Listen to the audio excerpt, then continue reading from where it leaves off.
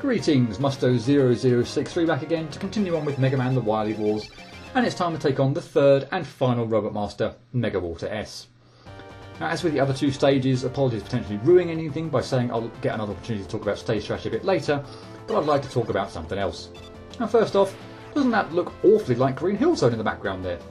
This was a Sega game after all. Is that some tribute to Sonic the Hedgehog? Not sure if that's ever actually been officially confirmed as such by Capcom etc, but I certainly like to think it's paying homage to the Hedgehog hero. But yeah, topic for discussion this time, the music of Wily Wars. I mentioned in an earlier video, the finale of Mega Man 1, that the 16-bit soundtrack, at least on the original 1 to 3 games, pretty much just flat out sucks. I genuinely cannot think of a single 16-bit version I prefer over the 8-bit one. The closest ones I can think of will be Alex and Top Match stage themes, but the 8-bit versions are still better in my opinion. Wily Tower on the other hand? Now I know there are no 8-bit versions to compare them against, but regardless, these are pretty kick-ass. The only one that's rather forgettable for me is Hyperstorm H, but the other 6 stage themes, so the other 2 Robot Masters, and all 4 of the Wily Fortress levels, are extremely memorable. Personal favourites would probably have to be Wily Stage 2, and the one you can hear now, Mega Water S. Brief pause in the story to talk about a wad of gameplay, starting with the fact that I get attacked by shrimp here when I descend into the screen facing right. Remember that. Now I also here decide that the shrimp fire at me in such a ridiculous pattern whereby to dodge it all I'd have to backtrack and spend ages getting through this section, and as it's only a let's play I decided not to waste your time, get hit by the shrimp and use my invulnerability period to slide through the lanternfish. You're welcome. Now this is always a nice jump to have to pull off, and I suddenly become impervious to spikes! When did that happen? Always nice when the hitbox works in your favour, as it did with the perfect run on Hyperstorm H. Now there's a breakable wall here, the type to use hard knuckle on, so I suppose we might as well see what's on the other side.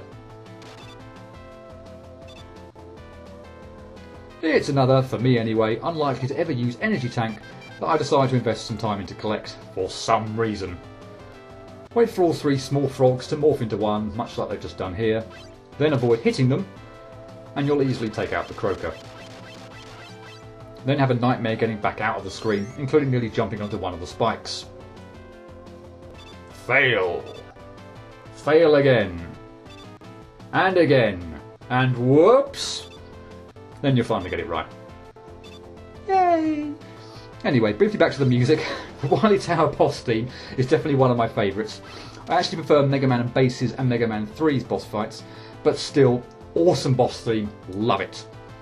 The music that plays over the end credits is glorious, and I never tire of hearing it. And when we get that far, I'm definitely going to shut up so that you can all hear it. So yeah, I find it a truly amazing contrast, not to say that the 16-bit versions of the original Mega Man 1 to 3 themes are bad if you just listen to them in isolation, or if those were the only versions, but put them up against the 8-bit NES themes and they sound really poor in comparison. Good news folks, that's probably all I wanted to say that's not specifically talking about the gameplay through the stage. It has been nice to have other game aspects to share, and what with the game being pretty short, I wasn't initially sure I'd have the opportunity to do so. Now my timing is impeccable because that brings us right up to the screen before the boss, and I certainly have a fun time with these damn pippies. Yeah, missed the egg, terrific. Spikes one side, a pit on the other, nowhere to go, marvellous. Oh, and hey, thanks for the delay in dropping the egg. Not as if I would have hit it if gravity had worked the way it should. You bastard! Time for Mega Water S. Now would you believe it if, like Hyperstorm H and Buster Rod G, I said he's also weak to Hyper Bomb? Well, he is. Yep, all 3. Still, as you can see here, I prefer Ice Slasher as it's far easier to hit him with it. And yes, alright, a semi or fully charged atomic fire shot will also do the same damage, but frankly, why would you bother? And unlike our 2 previous Robot Masters, Mega Water S is not especially weak to any of the 3 weapons I just mentioned. They do the most damage, 3 blips each, but you still need to hit him 10 times with any of them. In comparison, you can kill Hyperstorm H in 7 hits, remember that he does have 2 health bars, and Buster Rod G in just 4. And you just had to block my third to last shot there, didn't you, Mega Water S? Git.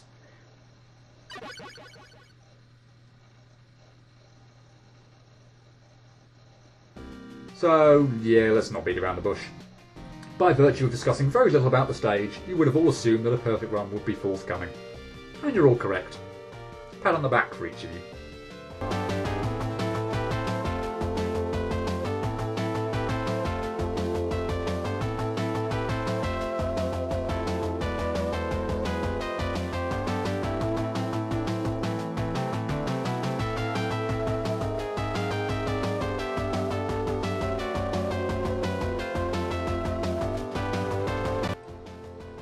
Cue that awesome music once again.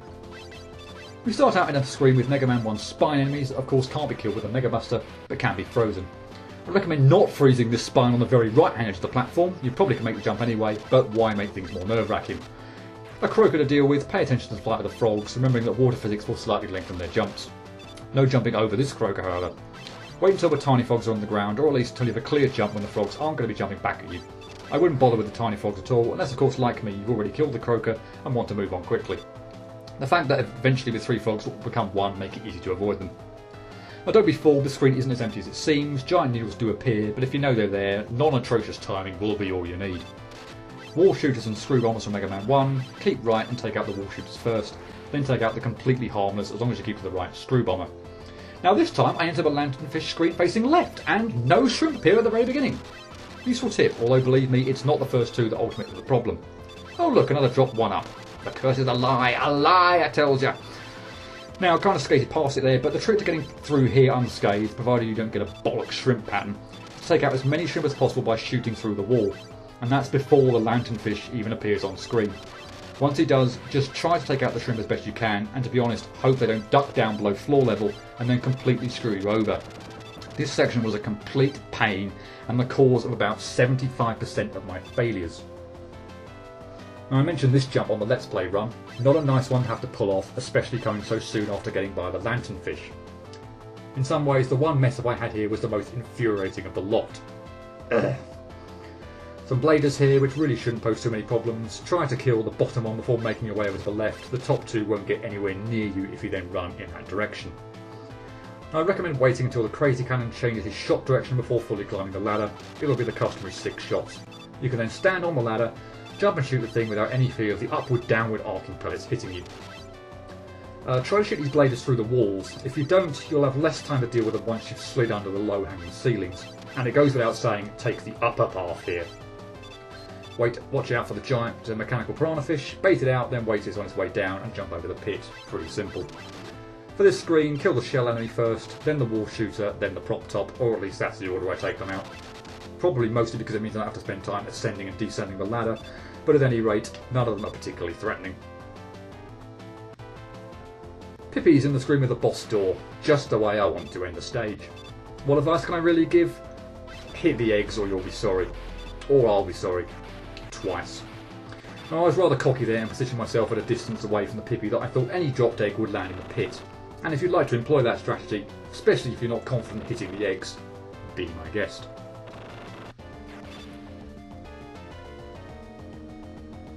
So here we are at Mega Water S, and the best way I find to fight in Buster only is to stay at the bottom left. He will then almost always only do the one move. In the Let's Play you saw him fire out a water stream, he typically does that if you land on the middle platform, but it doesn't actually hurt you, rather it pushes you back. The other thing he can do, which I didn't allow him to show off, is protect himself with a water/ice shield. But stay in the bottom left, and the harpoon attack that you're seeing here is about the best he can muster. When he's on the left-hand edge of the platform, he'll shoot downwards at you, and to avoid it, simply pull off a well-timed jump. When he's on the right-hand edge, he'll shoot harpoons so that they fire above you. Time a jump in between the harpoons and you'll be fine. That's really all there is to it. Mega Water S will simply move back and forth on the middle platform, and as long as you know how to avoid his harpoons, and just for good measure here I take my time on the last one. But yeah, as I was saying, avoid his harpoons and he's extremely washed up.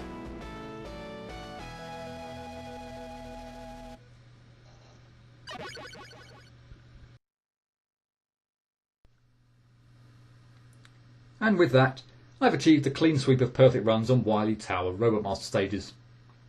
But in all honesty, if I could manage to clear Needle and Shadow, and consequently get a clean sweep on Mega Man 3, then I really should have been able to deal with these 3, shouldn't I? Despite my thinking that this stage would be the hardest of the 3, it took less time to perfect run than Buster Rod G. 40 minutes. 16 outtakes with no failures on Mega Water S. 5 less than the total on the previous stage. Other than the final screen, in so much as me losing my focus when trying to deal with the Pippies, and some general clumsiness elsewhere, the lanternfish screen is the only real annoyance. But oh man, what an annoyance it is. The shrimp just seem to move in the most random, cheap ways from time to time, and there's nothing you can do about it. You could try backing off, but I find that there's a tendency for shrimp to spawn in from the left-hand side of the screen if you backtrack too far. It's the apparent randomness of this section that just makes it a pain to get through. I'd align it somewhat to that crazy cannon I had problems with in Flashman stage. If it wants to behave, then the rest of the stage usually fine. If it wants to be a prat, then that's my run over. Megawater S himself is not a worry. Get accustomed to the harpoon patterns and you should have an easy time of things. It's the lanternfish screen's fault that I didn't feel altogether happy during the perfect run attempts. Blame it for my mood. All the same, only 40 minutes playing time didn't feel too bad, and I can't say that I boiled over on any failed occasion. Yes, we're well out of sync on difficulty order. I give Megawater S a 3 out of 10, 2 fewer than Buster Rod G. But ultimately less time spent on the stage, and fewer outtakes, and it was bound to go down that way. Buster Rod G had 2 somewhat nasty screens on the stage. Megawater S only had 1. So I guess in hindsight, I perhaps should have ordered my stages differently. But hindsight's a wonderful thing. And at the end of the day, who really cares anyway? So next time I'll be tackling the Wily Fortress stages. And spoiler, doing a really terrible job as well. Screw-ups and clumsiness aplenty. No perfect run attempts, of course, as you should know by now I'm not doing those on Fortress stages.